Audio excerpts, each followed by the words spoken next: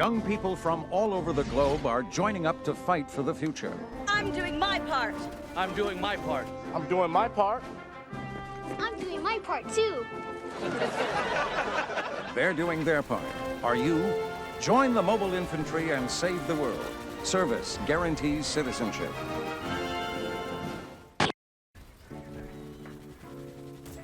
Okay, I don't even know where to begin here. I mean, this game is exactly what I have always wanted ever since I was a little kid illegally recording Starship Troopers on one of my parents' old VHSs. This is probably the best horde-style game I have played since Left 4 Dead, and I'm not just saying that because of my undying love for Starship Troopers. This game not only hits all the beats a good horde game needs, but it adds just so much more to it. I mean, 16-player co-op, massive maps, base building, and some awesome last escape moments. I mean, for decades, fans of the book and movies alike have been waiting for someone to properly adapt this amazing universe into a FPS. And though there's been a few attempts made in the past, this is the first time I think I've ever felt that the IP has actually been done justice. And with how much I keep hearing my teammates just enthusiastically screaming out quotes from the movie, I don't think I'm alone in that opinion. You want to live forever? Gather data on the site. Our first priority. Tell my family that I died a citizen. One of the things that make this game just so appealing is not only does the combat feel great, but the game also allows you to play through all those amazing moments from the movie, but in your own way, allowing for all sorts of original and memorable moments to occur. I mean, I had one game where I got knocked off the walls, like right at the end, right when the evac started coming down, and I was just surrounded by bugs thinking there was no way I was gonna make it. I mean, I was yelling at my teammates, just leave me behind, there's no sense in you risking your lives just to save me. And then out of nowhere, I hear this guy yell, I'm coming back for you, Barnes. And then before I knew it, it was 4 of us who all got separated from the main group, and we were just all fighting our way back to the dropship alone, looking off into the distance and seeing the rest of our full team going way across the map, making their own way to the same destination. And in the end, everyone barely made it back on with just seconds to spare. And it seems like every other game I have, I'm having some kind of amazing moment or interaction with other players. And a lot of that probably has to do with just the amazing community there is at the moment.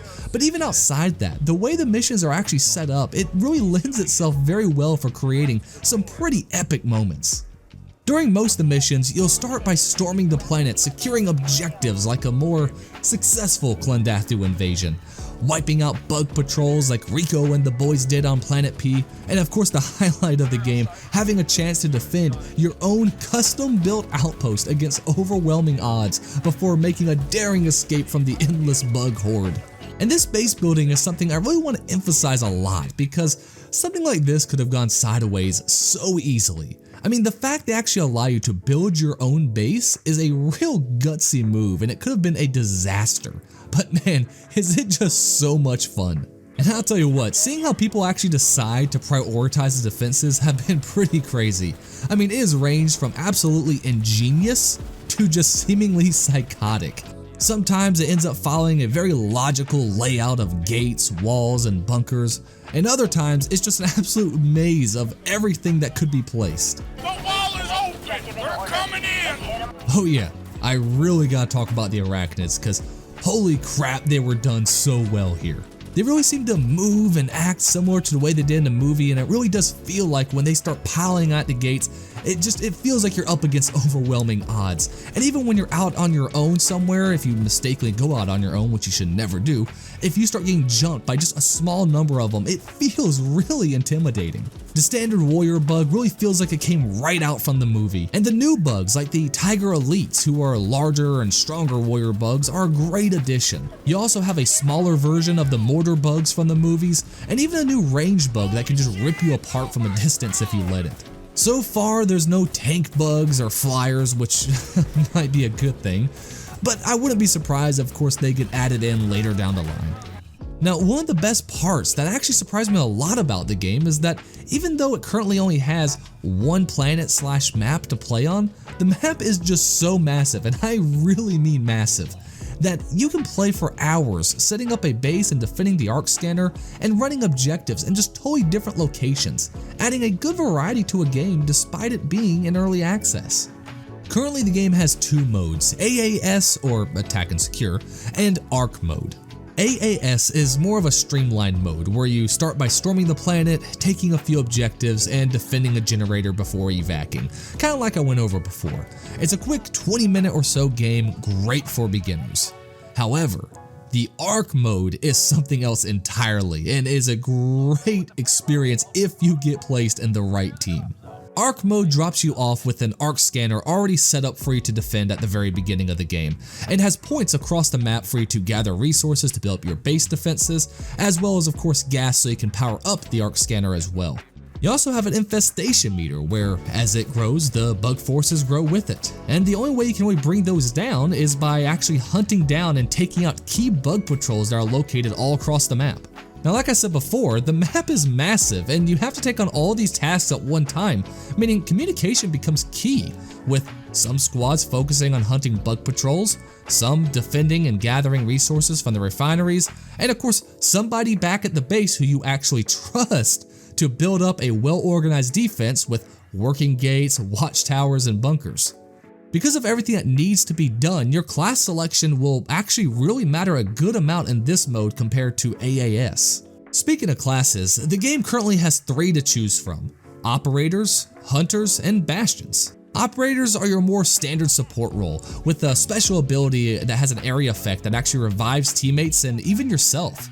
It's a pretty good all-around class with the added bonus of actually being able to carry resource containers and still use your gun at the same time, which is really helpful. The Hunters are a great run-and-gun class that allows you to use a jetpack, which is great for getting out of trouble, and of course taking the high ground, which is very effective against bugs. And once you unlock the DMR, oh boy are you set. It is definitely the best class for finding and taking out bug patrols. Now the Bastions. The Bastions are pretty much your typical tank class, heavy machine gun just mowing down bugs, and even has a special ability that brings up a shield around you that negates all recoil and protects you from most of the bug attacks. Overall, if you need someone to hold down one position and defend everyone else around it, Bastions are your guy. Currently, I've personally been a big fan of the Operator since they get the DMR really early, and the ability to carry resources and still shoot is really nice to have. But really, each of the classes are pretty fun and effective to use, so really, whatever you choose will come down to just personal preference. So here's the deal. It's kind of hard to really rate this game due to the fact it's still in early access.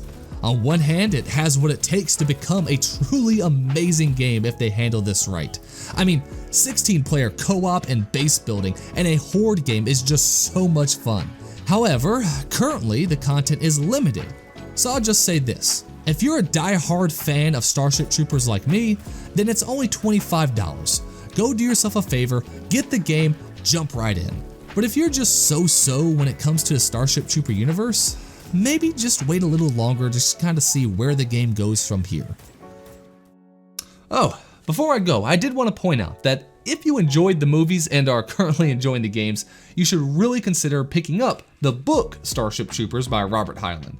I mean, it is very different from the movies in a lot of ways, however, it is still a fantastic book and I just cannot recommend it enough. Also, hey, if you enjoyed this video and would like to know more, then why don't you check out some of our other videos we have on the channel over here to my left and right. Either way, thank you all so much for watching, and I hope to be seeing y'all again real soon.